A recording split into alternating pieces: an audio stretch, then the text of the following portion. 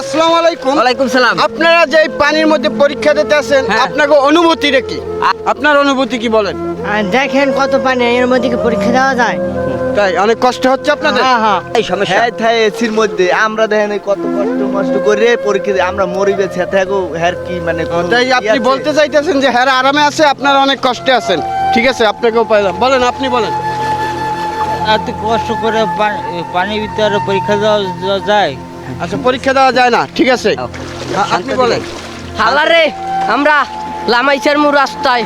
আচ্ছা, ঠিক আছে, আপনার অনুভূতি কি বলেন? এত পানির মধ্যে কি পরীক্ষা দেওয়া যায়? আরে ওনার মাথায় সমস্যা আছে, শিক্ষামন্ত্রী না আজকে এই পানির মধ্যে ওনার পরীক্ষা রাখা লাগে। ও, আমাকে তাই? ছাত্রকে পাইছে বোগদা। হ্যাঁ। এখন আবার তা দেখি ওনার গদির দেই নামান লাগবে। তাহলে আপনারা চাইতেছেন ওনারে গদিতে নামাইতে? গদির দিয়ে নামাই স্যার ঠিক আছে, তাহলে আপনারা কি পরীক্ষা দিয়ে আর এই পানির মধ্যে পরীক্ষা দেওয়া যায়? আমি দেখেন না অবস্থা। দেখেন ভাই, কি পানি, এই পানির মধ্যেও পরীক্ষা শুরু হয়ে গেছে। এক দফা এক দাবি, এক দফা এক দাবি, দাবি মগো একটাই।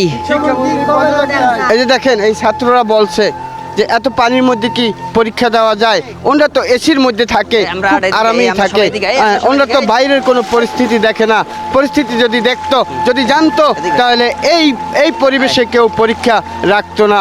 তাই আমি আর কি বলবো, এত পানির মধ্যে কিভাবে আমাদের শিক্ষামন্ত্রী এই পরীক্ষাটা রাখলো, তার কি একটু মনে আর হলো না যে এই পানির মধ্যে কেমনে আমরা এই পরীক্ষাটা রাখি?